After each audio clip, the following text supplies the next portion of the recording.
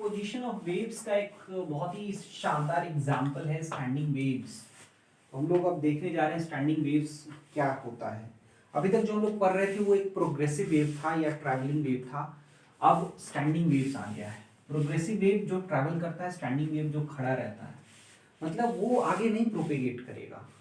कैसे प्रोड्यूस होता है आप समझिए कि अगर हमारे पास एक रिजिड एंड हो और यहाँ से हम लोग एक वेव को भेजें तो वो रिफ्लेक्ट होके ऐसे आएगा, है ना।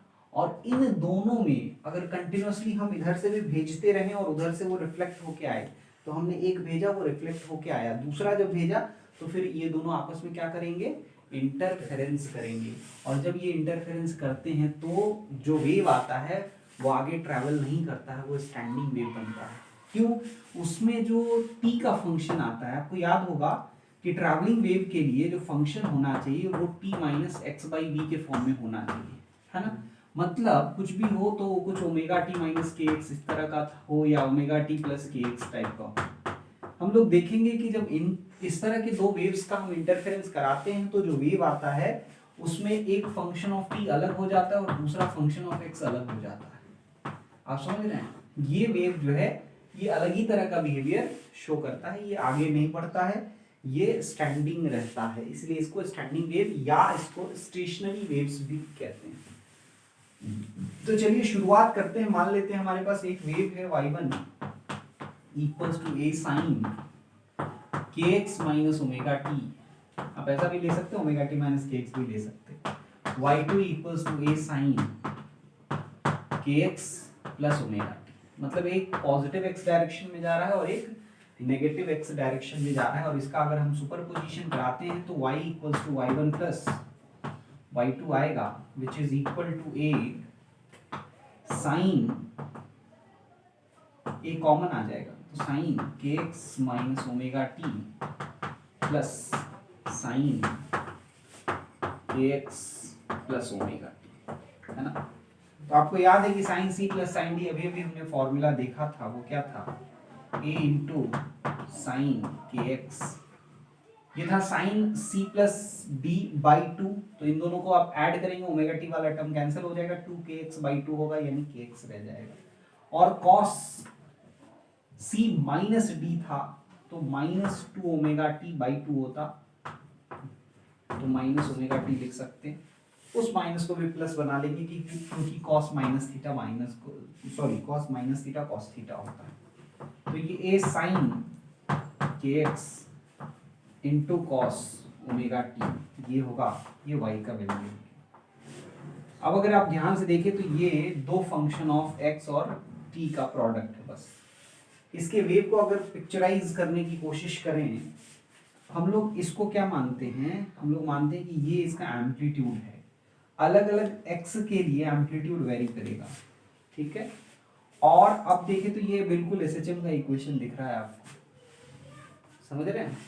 ये SHM का इक्वेशन है जिसमें इसको अगर एम्पलीट्यूड माना जाए तो ये कैसे इसको जस्टिफाई करता है आप समझिएगा। मान लीजिए ये वेव, ये हमारे पास स्ट्रिंग है, यहाँ पे अलग अलग x के वैल्यूज में अलग अलग पार्टिकल होंगे, तो सबका एम्पलीट्यूड अलग अलग हो सकता है। वही चीज ये रिप्रेजेंट कर रहा है, ठीक है। जहाँ पे x 0 आप रखेंगे वहाँ एम्पलीट्यूड कितना हो जाएगा, 0। वो यहाँ पे फिक्स है, स्टेशनरी है। जैसे जैसे x बढ़ेगा एम्पलीट्यूड बढ़ता जाएगा। अच्छा, एम्पलीट्यूड नेगेटिव होना मतलब कुछ भी नहीं होता, एम्पलीट्यूड नेगेटिव नाम का कोई चीज नहीं होता, क्योंकि अगर वो माइनस में भी वैल्यू देता है तो एक समय तो आएगा ना जब वो फिर से प्लस में जाएगा, क्योंकि हमेशा पार्टिकल ऑसिलेट करता है तो माइनस ए से प्लस ए के बीच में करता है। तो 0 से वो मैक्सिमम होके फिर 0 हुआ और फिर मिनिमम होने जा भी रहा था तो भी ऐसा ही रहेगा। तो इस तरह का ऑसिलेशन वहां पे दिखता है, समझ रहे हैं? इस तरह का ऑसिलेशन दिखता है। आप लोग ऐसा किए भी होंगे, रबर ले लेते हैं और उसको खींचते हैं, ऐसे पुश प्लग करके छोड़ देते हैं तो वो ऐसे ऐसे वाइब्रेट करता है, तो वो एक स्टैंडिंग वेव को रिप्रेजेंट करता है ना। तो वहां पे क्या हो रहा होता है कि हर पार्टिकल अलग अलग एम्पलीट्यूड के साथ लेकिन सेम एंगुलर फ्रीक्वेंसी और सेम टाइम पीरियड के साथ ऑसिलेट करता है। समझ रहे हैं? ऐसे वेव को ही हम लोग क्या बोलते हैं, बोलो, स्टैंडिंग वेव बोलते हैं। अब इस स्टैंडिंग वेव में एक टर्म होता है, उसको बोलते हैं नोड। नोड किसको कहते हैं? नोड कहते हैं end of zero displacement. End of zero displacement. आपने टर्म सुना होगा, एक टर्म नोडल प्लेन सुना है? नोडल प्लेन सुना है ना? एटॉमिक स्ट्रक्चर में कहीं पर आता है नोडल प्लेन। ये वो प्लेन होता है जहां पे प्रोबेबिलिटी ऑफ फाइंडिंग इलेक्ट्रॉन क्या हो जाता है, जीरो। उसी तरह से यहाँ पे नोडल प्लेन या नोड वो जगह है जहां पे जीरो डिस्प्लेसमेंट होता है पार्टिकल का, ठीक है? या एंड ऑफ जीरो डिस्प्लेसमेंट या एंड ऑफ जीरो एम्पलीट्यूड भी कह सकते हैं, क्योंकि उसका अगर एम्पलीट्यूड ही जीरो हो गया तो वो कहाँ डिस्प्लेस कर पाएगा। समझ रहे हैं? तो वो एंड जहां पे जो जीरो डिस्प्लेसमेंट या जीरो एम्पलीट्यूड रखता है। तो अगर आप ध्यान से देखिए तो एक x इक्वल्स टू जीरो, हमारे केस में एम्पलीट्यूड का वैल्यू क्या है, बोलो? अच्छा, एक काम करते हैं, कैपिटल ए हम रिजल्टेंट का एम्पलीट्यूड ले लेंगे, इसको स्मॉल ए ले लें, कोई दिक्कत तो नहीं होगा? इसको स्मॉल ए ले लो, है ना? रिप्रेजेंटेशन आसान होगा बस इसीलिए, और कोई काम नहीं। अच्छा, एक चीज गलती हो गई यहाँ पर, जैसे साइन सी प्लस साइन डी लगा रहे थे तो 2 यहाँ आता है ना, वो छूट गया, तो 2a साइन के एक्स होगा। तो कैपिटल ए यानी रिजल्टिंग वेव का जो एम्पलीट्यूड होगा, ये कहें कि amplitude as a function of x, ये हो जाएगा 2a साइन के एक्स। होगा कि नहीं, बोलो? a equals to 2a sine k x. अब देखना ध्यान से, सबसे पहले a जीरो कहाँ पे होता है? a को जीरो रखेंगे तो क्या आएगा, 2a sine k x equals to zero. Obviously ये तो जीरो है नहीं, तो ये जीरो होगा, यानी कि के एक्स के क्या वैल्यूज हो सकते हैं? के एक्स इक्वल्स टू, आप बताइए साइन कहाँ कहाँ जीरो होता है? एन पाई पे जीरो होता है, एन पाई पे होता है कि नहीं, बताओ? जीरो पे जीरो है, पाई पे जीरो है, 2 पाई पे जीरो है, 3 पाई पे जीरो है, 4 पाई पे जीरो है, एंड सो ऑन। तो साइन जो है वो हमेशा एन पाई पे जीरो होता है, यानी कि एक बार एन का वैल्यू जीरो रखिए तो एक्स नॉट कितना आ जाएगा, जीरो आ जाएगा कि नहीं? x1 कितना आ जाएगा, पाई बाई के आ जाएगा कि नहीं, बोलो? आएगा। और के की जगह क्या रख सकते हैं, बोलो? पाई बाई 2 पाई बाई लैम्डा, है ना? तो ये आ गया लैम्डा बाई 2 आएगा।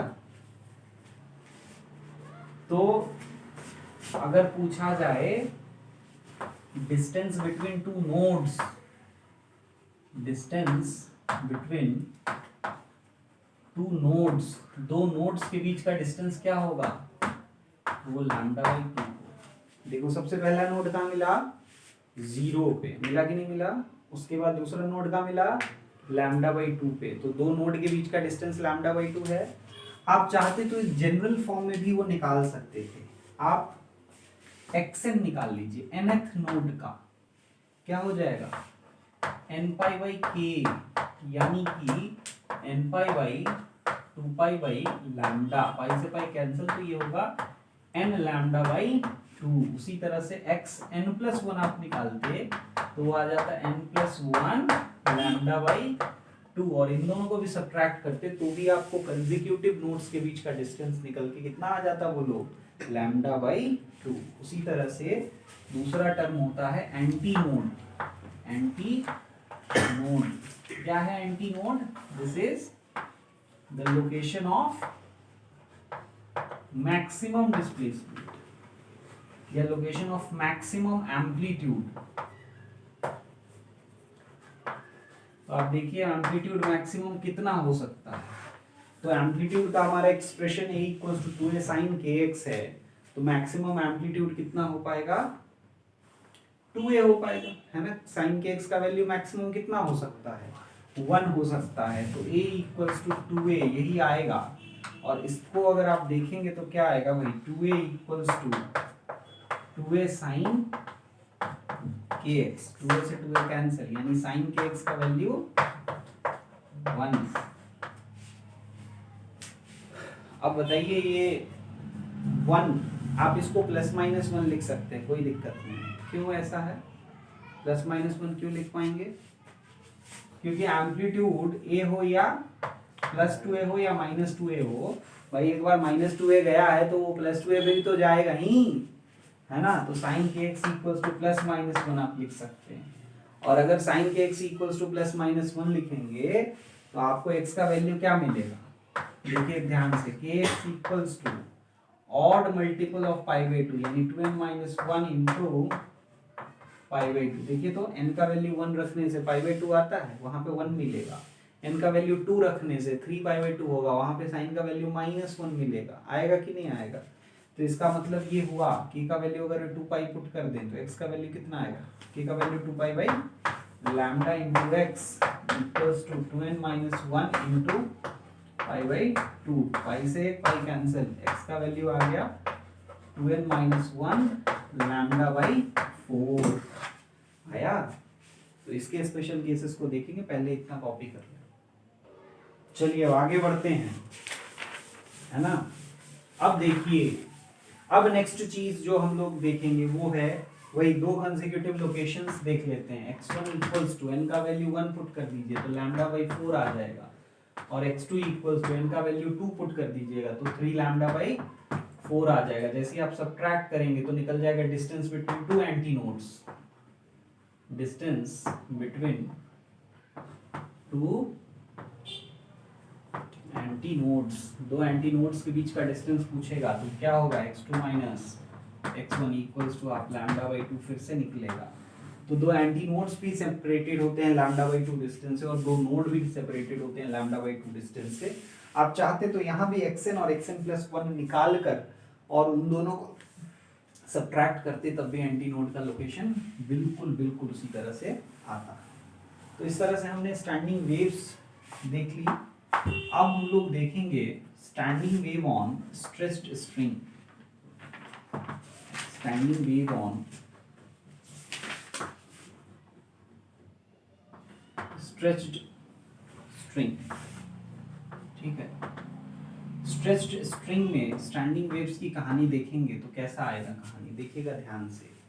इसमें भी दो केसेस आते हैं। पहला केस आता है fixed at both ends, fixed at both ends, ठीक है भाई, फिक्स्ड एट बोथ एंड्स। तो पहला चीज, अगर दोनों एंड पे फिक्स्ड है तो इसका क्या मतलब होगा समझिएगा। इसका मतलब बहुत ही साफ है कि जो स्टैंडिंग वेव बनेगा, जो स्टैंडिंग वेव बनेगा वो कैसा बनेगा देखिएगा। अगर फिक्स्ड एट बोथ एंड्स है तो जो स्टैंडिंग वेव बनेगा वो ऐसा हो सकता है, या उससे भी ऊपर जाए तो ऐसा हो सकता है। लेंथ हम लोग सेम ले रहे हैं, समझ रहे हैं। या फिर देखिएगा ऐसा, थोड़ा छोटा हो गया ज्यादा,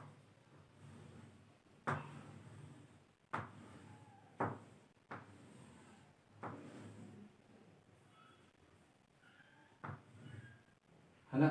या फिर और थोड़ा देख सकते हैं इस तरह,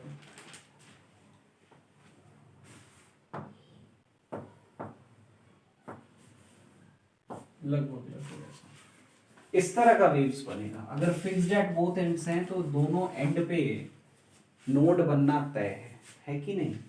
तो उस केस में जो लेंथ होगा वो कैसा होगा वो देखते हैं, है ना। लेंथ फिक्स्ड है, ये भी ध्यान रखिएगा। तो देखिएगा इसमें अभी अभी हमने देखा कि xn क्या निकल के आता है। चलिए फिर से एक बार कर लेते हैं। एम्पलीट्यूड हमने देखा 2a sin kx है कि नहीं बोलो। तो आपको इस फिगर में क्या x इक्वल्स टू 0 पे नोड दिख रहा है? बिल्कुल दिख रहा है। तो वो इसको फॉलो तो कर रहा है, इसमें कोई डाउट नहीं। अब हम लोग क्या करते हैं,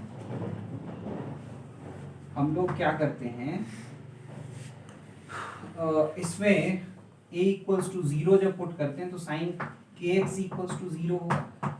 sin kx इक्वल्स टू 0, जहाँ x जो है वो ये लोकेशन है ना, हम लोग लेंथ को रिलेट करना चाह रहे हैं, लेंथ L है, मतलब यहाँ के लिए x का वैल्यू क्या है बोलो, L है ना, तो sin kx इक्वल्स टू 0 यानी kx कितना होना चाहिए, n पाई होना चाहिए कि नहीं होना चाहिए। तो x का वैल्यू क्या निकल के आता है, x का वैल्यू निकल के आता है n पाई बाई k यानी 2 पाई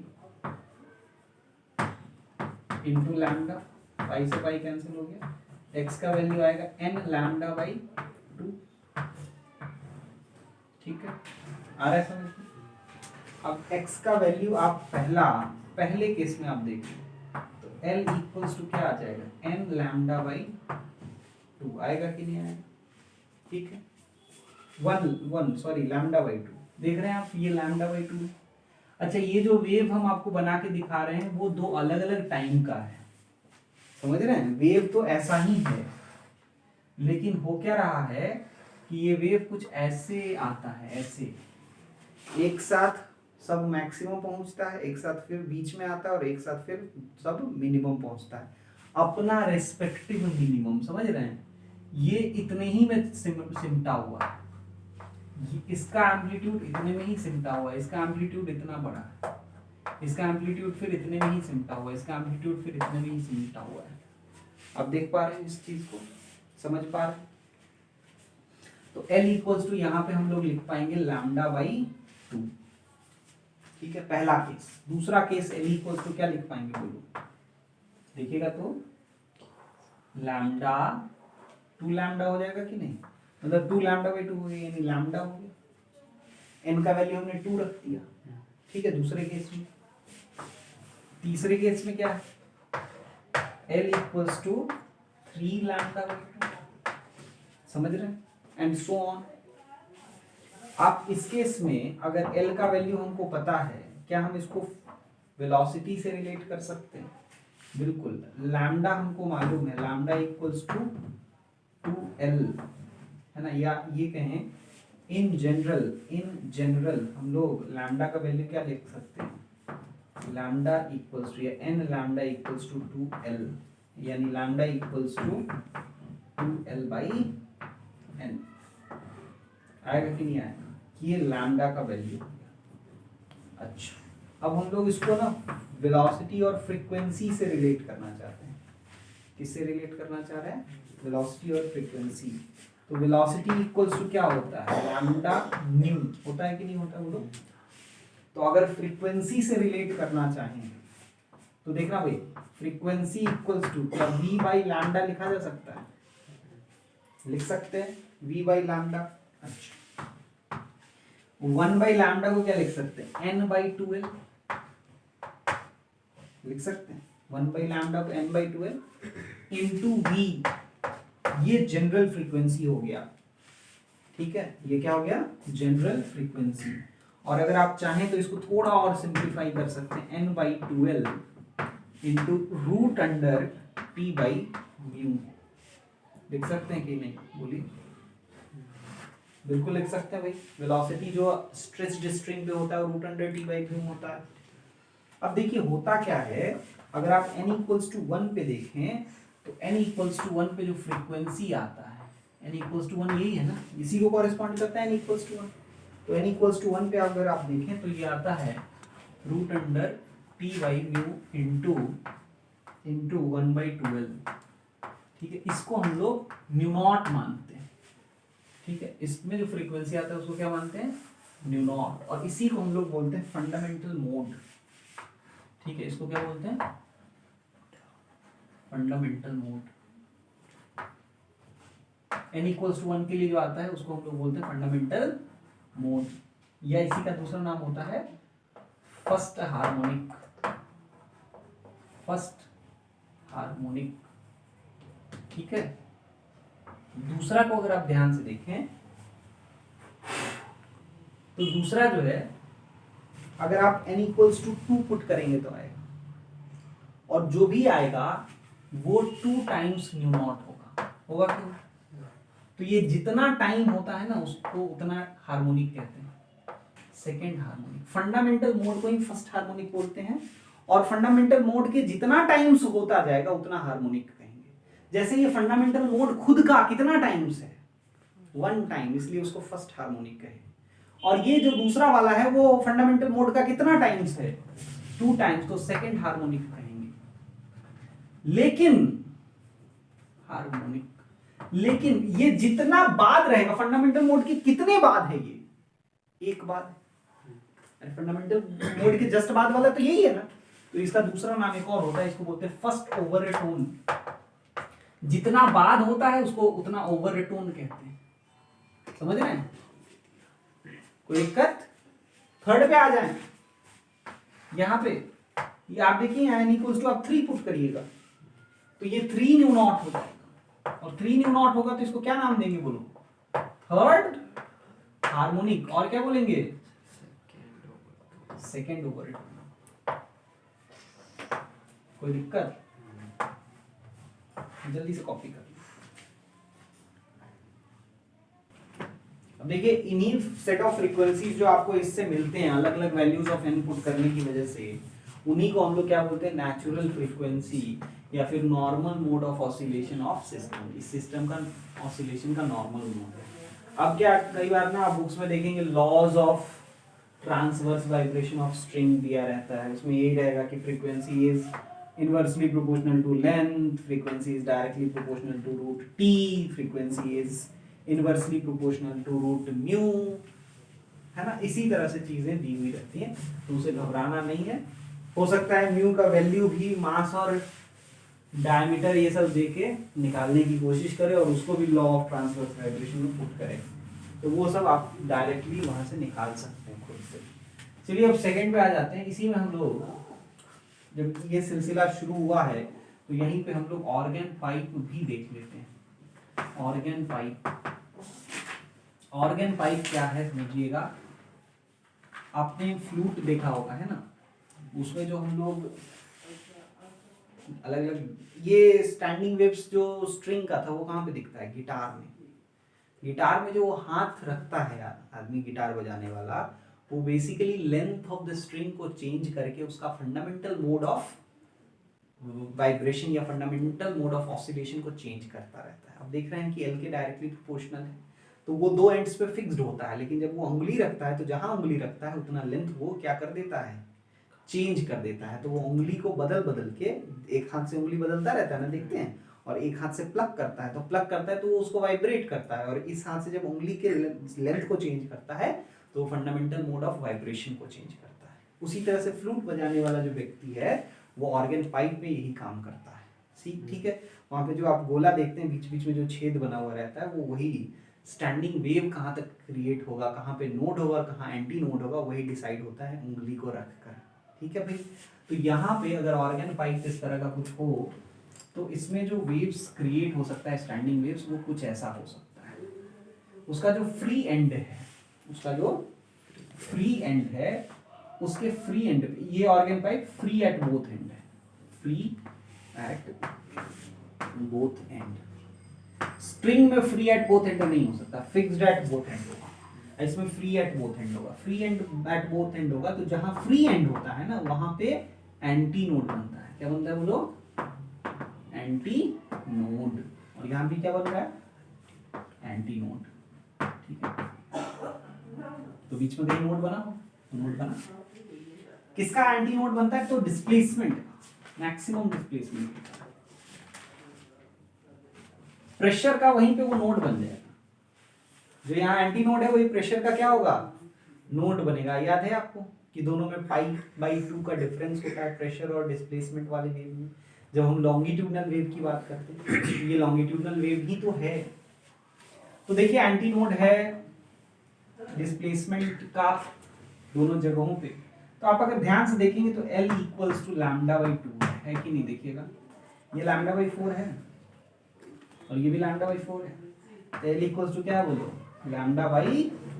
अच्छा, एक और बना के देखो तो, ऐसा ऐसा एक पूरा और फिर ऐसा। अब बताइए ये क्या है, L equals to full lambda. आप अगर ध्यान से देखेंगे तो पिछला वाला जो मैथमेटिकल ट्रीटमेंट था वो बिल्कुल ऐसा ही था, है ना। तो in general L equals to क्या लिख सकते हैं, n लैम्डा बाई 2, यहाँ भी लिख सकते हैं। और उस केस में हम लोग लैम्डा को क्या लिख सकते हैं, lambda equals to 2L by n। और यहाँ भी फ्रीक्वेंसी लिखना चाहें तो क्या लिखेंगे, फ्रीक्वेंसी लिखना चाहें तो v बाई लैम्डा लिखेंगे। 1 बाई लैम्डा हो जाएगा n बाई 2L, और v की जगह यहाँ पे क्या लिखेंगे, v by rho, v by rho. याद है ना, एयर में जो speed of light, speed of sound होता है वो root under v by rho है। अब यहाँ पे न्यू नॉट क्या आएगा, 1 by 2L into v by rho, और बाकी जो न्यू 1 न्यू 2 न्यू 3 है वो क्या आएगा, 2 new not, 3 new not, 4 new not and so on. आपको याद है इसको क्या बोलेंगे भाई, इसको तो बोलेंगे हम लोग फंडामेंटल बोलेंगे ना, और इसको क्या बोलेंगे, फंडामेंटल के साथ साथ फर्स्ट हार्मोनिक। इसको क्या बोल देंगे, इसको बोल देंगे फर्स्ट ओवरटोन,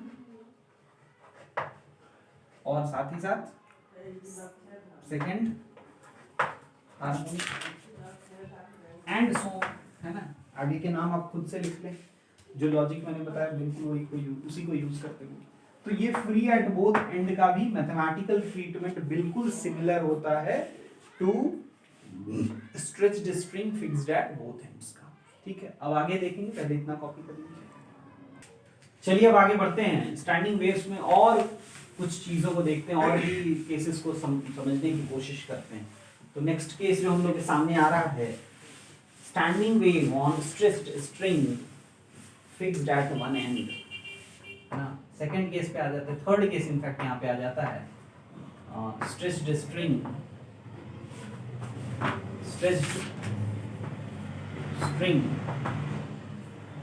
फिक्स्ड एट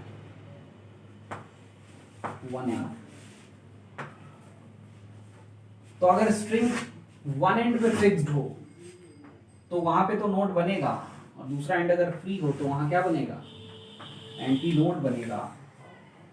लेकिन एंटी नोट बीच में भी तो बन सकता है, तो ऐसा सिचुएशन भी आ सकता है, और एंटी नोट और बीच में एक और बन सकता है, तो ऐसा सिचुएशन भी आ सकता है, एंड सो ऑन। तो stretched string fixed at one and का सिचुएशन ये आया। इसके लिए अगेन हम लोग एम्पलीट्यूड यानी 2a cos 2a sin kx इसको यूज करेंगे। आप देख सकते हैं कि इसमें हम लोग का जो एम्पलीट्यूड होगा वो प्लस माइनस 2a लिख सकते हैं। पहला तो x इक्वल्स टू 0 पे एम्पलीट्यूड 0 है ही, वो तो कंडीशन इससे सेटिस्फाई हो ही रहा है। हम लोग जब लेंथ के लिए रखेंगे तो at x equals to l, तो जो एम्पलीट्यूड है वो प्लस माइनस 2a हो जाना चाहिए। मतलब plus minus 2a equals to 2a sine kx, और 2a कैंसिल हो गया, साइन kx का वैल्यू क्या आ गया, प्लस माइनस 1, यानी kx का वैल्यू k को लिख लेते हैं 2 pi by lambda into x equals to क्या लिख लेंगे, plus minus 2n minus 1 pi by 2, plus minus नहीं, बस 2n minus 1 pi by 2, odd multiple of pi by 2, और पाई से ये पाई कैंसिल होते ही x का वैल्यू क्या आ जाएगा, 2n minus 1 into lambda by 4। ये तब होगा जब x का वैल्यू क्या रखेंगे, l रखेंगे, है ना। x इक्वल्स टू l रखने पे आपको दिख रहा है ना plus minus 2a plus minus 2a, यानी आपको odd multiple of lambda by 4 दिख रहा है, और वो क्लियर भी है, यहाँ से भी दिख रहा है आपको। यहाँ पे l इक्वल्स टू क्या लैम्डा बाई 4 दिख रहा है क्या, यहाँ पे कितना है देखिए, ये लैम्डा बाई 4, ये लैम्डा बाई 4, ये लैम्डा बाई 4, मतलब l equals to 3 lambda by 4 है। अब देखिए n का वैल्यू यहाँ पे 1 रखिएगा लैम्डा बाई 4 आ जाएगा, n का वैल्यू 2 रखिएगा 3 लैम्डा बाई 4 आएगा, n का वैल्यू 3 रखिएगा तो कितना आ जाएगा, 1 lambda by 4, 2 lambda by 4, 3 4 5 5 lambda by 4, यानी odd multiples of lambda by 4 ही आ रहा है। तब तो एकदम सही है, यहाँ से भी वही आ रहा है, वहां से भी वही आ रहा है। तो बताइए लैम्डा जब निकल गया तो दूसरा काम क्या करते हैं, फ्रीक्वेंसी निकालते हैं। फ्रीक्वेंसी कैसे निकालते हैं भाई, v बाई लैम्डा। तो v तो यहाँ पे root under t by mu हो जाएगा, और 1 बाई लैम्डा का वैल्यू, 1 बाई लैम्डा का वैल्यू आप देखिए 4l बाई 2 माइनस 1, नहीं 12 माइनस 1 डिवाइडेड बाई 4l, दिख रहा है क्या, 12 माइनस 1 डिवाइडेड बाई 4l। तो इसका फंडामेंटल फ्रीक्वेंसी नॉट क्या आ गया, वो n का वैल्यू 1 रखना पड़ेगा, 1 by 4l root under t by mu.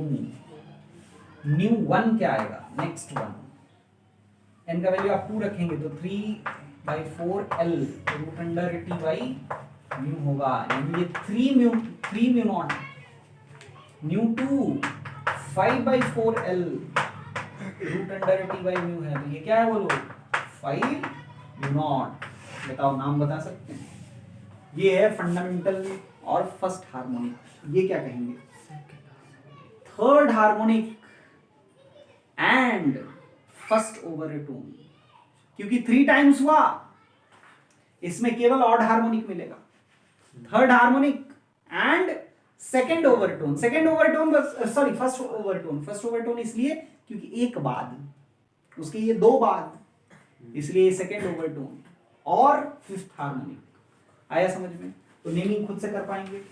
ये हो गया हम लोग का standing wave on stretched string which are fixed at one end. जल्दी से कॉपी कर लें।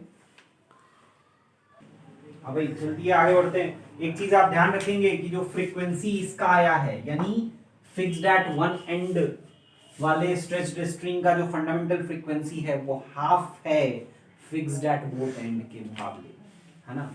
ये ध्यान रखना है आपको। इससे भी रिलेटेड कॉन्सेप्ट पे क्वेश्चंस या न्यूमेरिकल्स पूछे जा सकते हैं। चलिए अब इसी तरह से हम लोग सिमिलर तरीके से एक और इम्पोर्टेंट चीज को डिस्कस कर लेते हैं, वो है क्लोज्ड ऑर्गन पाइप। जब वर्ड बोलते हैं क्लोज्ड ऑर्गन पाइप मतलब वन एंड क्लोज, दोनों तरफ क्लोज कर दीजिएगा तो फिर कहाँ से घुसाइएगा उसमें एयर और कैसे उसमें वाइब्रेशन प्रोवाइड करिएगा, है ना? स्ट्रिंग अगर दोनों तरफ फिक्स्ड रहता है तब तो बीच में आप वाइब्रेशन दे सकते हैं, है कि नहीं? लेकिन इसमें दोनों एंड फिक्स कर देंगे तो आप कैसे वाइब्रेशन क्रिएट करेंगे? इसमें वाइब्रेशन क्रिएट कैसे किया जाता है देखिए, है ना? ऐसे रखेंगे और ऐसे पुश करते हैं, ये एंड ओपन है, ये एंड क्लोज है, समझ रहे हैं? पिस्टन रख के ऐसे वाइब्रेट किया जाता है। तो वही फोर्थ केस ले रहे हैं, organ pipe. Organ pipe fixed या इसी को क्लोज्ड एट वन एंड, इसी को आप वर्ड कहते हैं closed organ pipe. Closed organ pipe. Closed organ pipe में क्या होता है देखिएगा ध्यान से। क्लोज्ड ऑर्गन पाइप में जो क्लोज्ड एंड है वहां डिस्प्लेसमेंट का नोड बनता है और ओपन में एंटी नोड बनता है। तो बताइए क्या मैथमेटिकल एक्सप्रेशन बिल्कुल अभी जो पढ़े उसी के जैसा होगा? बिल्कुल वैसा ही होगा। देखिएगा ये देखिए, ये लैम्डा बाई 2 और ये फिर लैम्डा बाई 4। तो यहाँ पे L जो होगा वो लैम्डा बाई 4 हो गया, यहाँ पे L जो हो गया वो 3 लैम्डा बाई 4 हो गया, एंड सो ऑन। आगे जगह बर्बाद नहीं करते, है ना? तो हम लोग क्या लिख लेंगे, L equals to 2n minus 1 lambda by 4, और लैम्डा का वैल्यू क्या आ जाएगा बोलो, 4l बाई 2n माइनस 1। और यहाँ भी फ्रीक्वेंसी अगर आपको निकालना हो तो फ्रीक्वेंसी म्यू इक्वल्स टू हो जाएगा v बाई लैम्डा, यानी कि 2n minus 1 into lambda, sorry 2n minus 1 by 4l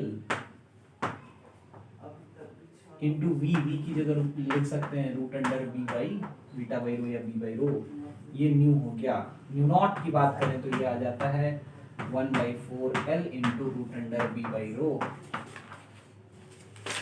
new one की बात करें तो 3 by 4l root under b by rho, और न्यू टू की बात करें तो 5 by 4l root under b by rho. इसका दो नाम आप बता सकते हैं, फंडामेंटल एंड दूसरा नाम है फर्स्ट हार्मोनिक। इसके भी दो नाम आप लिख सकते हैं, एक हो सकता है फर्स्ट हार्मोनिक, नहीं फर्स्ट हार्मोनिक तो उसका नाम ही है, इसका नाम हो सकता है फर्स्ट ओवरटोन। एंड बताइए कौन सा हार्मोनिक होगा? Third harmonic. उसी तरह से आप देखिए ये सेकंड ओवरटोन और फिफ्थ हार्मोनिक। मतलब exactly similar to one end closed at stretched string with one end fixed। ठीक है भाई, जल्दी से कॉपी कर लें। तो चलिए अब आगे बढ़ते हैं। अब हम लोग बीट फॉर्मेशन को देखेंगे। ये स्टैंडिंग वेव वाले टॉपिक से अब अलग हो गया, अब हम लोग करने जा रहे हैं बीट। ठीक है भाई, बीट क्या होता है? आपने गाने में कई बार सुना होगा, गाने के कॉन्टेक्स्ट में बीट का यूज होता है। तो होता क्या है समझिएगा। अभी तक जो हमने सुपरपोजिशन देखा है वो सुपरपोजिशन ऐसे वेव्स का था जिसमें फ्रीक्वेंसी क्या था बोलो? सेम था, है ना। लेकिन अब हम लोग ऐसे वेव्स के फ्रीक्वेंसी की बात करेंगे, ऐसे वेव के सुपरपोजिशन की बात करेंगे जिसमें फ्रीक्वेंसी जो है वो क्या है? दोनों अलग अलग है, एक का न्यू1 है और एक का न्यू2 है, लेकिन दोनों क्या है? क्लोज हैं। अगर दोनों बहुत नजदीक हों तो वास्तव में होता क्या है कि जितना उनके फ्रीक्वेंसी का डिफरेंस है न्यू2 माइनस न्यू1, इसी फ्रीक्वेंसी के साथ, इसी को बीट फ्रीक्वेंसी कहते हैं, ठीक है, इसी फ्रीक्वेंसी के साथ एम्पलीट्यूड मैक्सिमम होता है। एम्पलीट्यूड क्या होता है बोलो? मैक्सिमम। ठीक है, इसी फ्रीक्वेंसी के साथ एम्पलीट्यूड मैक्सिमम होता है। यही चीज हम लोग प्रूव भी करेंगे। एम्पलीट्यूड मैक्सिमम मतलब क्या? दो सोर्स ले लें, ठीक है, आप ऐसा एक्सपेरिमेंट कर सकते हैं। फ्रीक्वेंसी जनरेटर, ये एक ऐप आता है, दो मोबाइल ले लीजिए, दोनों में वो फ्रीक्वेंसी जनरेटर ऐप इंस्टॉल कर लीजिए, और एक में मान लीजिए 500 हर्ट्ज रखते हैं और दूसरे में 504 हर्ट्ज रखते हैं फ्रीक्वेंसी, और दोनों से साउंड क्रिएट करते हैं। तो आप थोड़ी थोड़ी देर बाद अचानक से बहुत हाई एम्पलीट्यूड सुनिएगा, और एक सेकेंड में ऐसा 5 बार सुनिएगा, है ना। 500 और 504 है ना, तो डिफरेंस 4 हुआ, तो एक सेकेंड में 4 बार आपको हाई फ्रीक्वेंसी, हाई एम्पलीट्यूड का साउंड सुनाई देगा, क्योंकि दोनों इंटरफेरेंस करेंगे, आपके कान में हाई एम्पलीट्यूड सुनाई देगा। तो अचानक से एम्पलीट्यूड का बढ़ जाना ही, या किसी एक साइकिल में या एक सेकेंड में कुछ number of times high amplitude का साउंड निकलना ही बीट कहलाता है। तो हम लोग को प्रूव करना है कि यही बीट फ्रीक्वेंसी होगा। ठीक है, तो चलिए शुरुआत करते हैं। फर्स्ट हम लोगों ने y1 ले लिया है, a1, a इक्वल एम्पलीट्यूड ले लेते हैं, a cos ओमेगा 1t, ठीक है, और kx वाला टर्म कहाँ गया? तो किसी एक पर्टिकुलर लोकेशन पे उनका डिस्प्लेसमेंट हो रहा है, तो kx को हम लोग 0 ले रहे हैं, ठीक है, और दूसरा y2 ले लेते हैं, a cos ओमेगा 2t। तो बताइए भाई y इक्वल्स टू क्या होगा? y1 प्लस y2, ठीक है। तो क्या आएगा? a कॉमन आ गया, cos omega 1t plus cos omega 2t।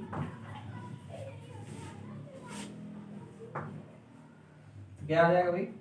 2a cos c plus cos b क्या होता है देख लो, cos c plus cos b क्या होगा? 2 cos c plus d by 2 into cos c minus d by 2 होता है कि नहीं? तो 2a cos ओमेगा 1 मतलब ये लिख सकते हैं cos omega 1 plus omega 2 into t by 2, और cos omega 1 minus omega 2 into T by 2। अब यहाँ पे आप अज्यूम कर सकते हैं ओमेगा 1 बड़ा है कि ओमेगा 2 बड़ा, उसी हिसाब से आप यहाँ पे पॉजिटिव ले सकते हैं। जैसे यहाँ पे हमने न्यू2 बड़ा माना है, तो यहाँ पे भी ओमेगा 2 को बड़ा अज्यूम कर लेते हैं, तो ये लिख पाएंगे 2a cos omega 2 minus omega 1 by two into T into cos omega 1 plus omega 2 by 2 into T. अब देखिए, अब क्वेश्चन उठता है कि इसको हम लोग, जैसे ये इसमें ओमेगा के साथ वेरी कर रहा है, इसमें ओमेगा के साथ वेरी कर रहा है, तो इसमें हम लोग इससे ओमेगा का वेरिएशन मानते हैं। क्यों? अब देखिए, ओमेगा 1 और ओमेगा 2 हमने बहुत क्लोज अज्यूम किया है, तो दोनों को ऐड करके बाई 2 करेंगे तो वो ये जो वैल्यू आएगा ये ओमेगा 1 और ओमेगा 2 के एग्जैक्टली बीच में आएगा कि नहीं? तो ये एवरेज फ्रीक्वेंसी माना जा सकता है, और इसको हम लोग एम्पलीट्यूड का हिस्सा मानते हैं। समझ रहे हैं? इसको हम लोग मानते हैं कि एम्पलीट्यूड इस हिसाब से वेरी कर रहा है, तो एम्पलीट्यूड भी टाइम के साथ वेरी कर रहा है। अच्छा, तो इसका अगर आप ग्राफिकली बनाना चाहेंगे तो ऐसा कुछ आएगा। देखिए, ये मान लीजिए ये हमारा साउंड है, एक फ्रीक्वेंसी, दूसरा का आप देखेंगे तो वो कुछ ऐसा आएगा।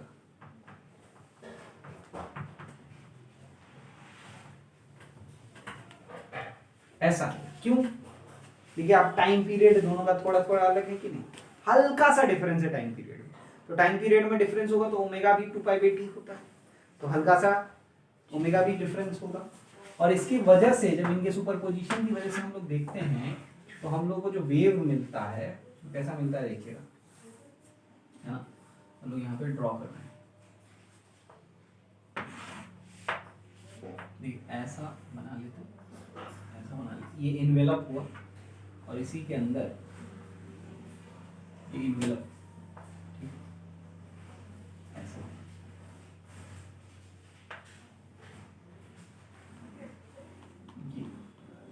ये है बीट का ग्राफ, समझ में आ रहा? तो ये बीट का ग्राफ हो गया। अब देखिएगा, हम लोग को बीट फ्रीक्वेंसी निकालना है, मतलब एम्पलीट्यूड कितनी बार मैक्सिमम हो रहा है इन 1 second, how many times amplitude is becoming maximum. तो आप ध्यान से देखिए, तो एम्पलीट्यूड का मैक्सिमम या मिनिमम होना इसी एक्सप्रेशन पे डिपेंड होता है। ध्यान से देखेंगे, ये एम्पलीट्यूड का मैक्सिमम या मिनिमम डिसाइड करता है। तो एम्पलीट्यूड का मैक्सिमम या मिनिमम कब होगा? जब ये term 2a cos omega 1 minus omega 2 by 2 into T equals two plus minus 2a हो। समझ रहे? मैक्सिमम ही होगा हमेशा, माइनस 2a भी है तो वो भी नीचे की ओर मैक्सिमम ही डिस्प्लेसमेंट हुआ ना, तो प्लस माइनस 2a लेंगे। यानी कि आप देखिए, एक साइकिल में ये कितनी बार ये मैक्सिमम होगा बताइए तो? ये एक साइकिल में कितनी बार, एक बार 1 होगा और एक बार माइनस होगा कि नहीं बोलिए? तो इसका जो फ्रीक्वेंसी है, एम्पलीट्यूड उसका 2 गुना बार मैक्सिमम होगा। समझिएगा, इसका एक साइकिल पूरा हुआ, कॉस का एक साइकिल पूरा हो गया, इसके दौरान एक बार कॉस मैक्सिमम हुआ और एक बार मिनिमम हुआ, यानी +1 हुआ और एक बार -1 हुआ। ये वाला नहीं सिलेक्ट करेंगे, ये वाला नेक्स्ट साइकिल के लिए, इसको लिए या इसको लेते हैं, ठीक है? तो एक बार में 2 बार, एक बार +1 एक बार -1, तो एम्पलीट्यूड मैक्सिमम कितनी बार हुआ? 2 बार। तो जब इसका एक साइकिल पूरा होता है उतने समय में एम्पलीट्यूड 2 बार मैक्सिमम होता है। तो इसका पहले टाइम पीरियड बताओ, इसका टाइम पीरियड क्या है? इसका जो टाइम पीरियड है इक्वल टू ओमेगा 1, देखना, ये इसका फ्रीक्वेंसी बताओ। ओमेगा क्या है? ओमेगा 1 माइनस ओमेगा 2 बाई 2 है कि नहीं बताओ? तो इस बीट का फ्रीक्वेंसी, बीट का एंगुलर फ्रीक्वेंसी क्या होगा? ओमेगा ऑफ बीट क्या होगा? Twice of this omega. क्यों? बीट क्या होता है कि कितनी बार एम्पलीट्यूड मैक्सिमम होगा, ठीक है? और ये ओमेगा क्या है कि कितनी बार एक सेकेंड में साइकिल कंप्लीट होगा, कितना साइकिल कंप्लीट होगा, ये उसी को कॉरेस्पॉन्ड करता है। अरे न्यू के टर्म्स में कन्वर्ट कर देंगे तो ये उसी को कॉरेस्पॉन्ड करेगा ना। चलो न्यू लिख लेते हैं, तो न्यू क्या होगा? इसके लिए न्यू क्या होगा? New 1 minus new 2 by 2। तो ये न्यू क्या बताता है? ये न्यू बताता है कि ये एक्सप्रेशन कितनी बार अपना साइकिल कंप्लीट कर रहा है, और ये न्यू बीट हम निकालना चाहते हैं। समझिएगा, हम लोग क्या निकालना चाहते हैं? Nu for beat, beat frequency निकालना चाहते हैं। तो जितना साइकिल कंप्लीट हुआ पर सेकेंड वो ये बता रहा है, इसमें 2 से मल्टीप्लाई कर देंगे तो एम्पलीट्यूड कितनी बार मैक्सिमम हुआ 1 सेकेंड में वो पता चल जाएगा। तो ये 2 टाइम्स ऑफ न्यू आएगा, यानी 2 न्यू1, अरे सीधा न्यू1 माइनस लिख लें, आएगा कि नहीं? ये क्या बता रहा है? ये बता रहा है number of times amplitude becomes maximum in 1 second. उसी को बीट फ्रीक्वेंसी कहते हैं। तो beat frequency is number of times amplitude becoming maximum,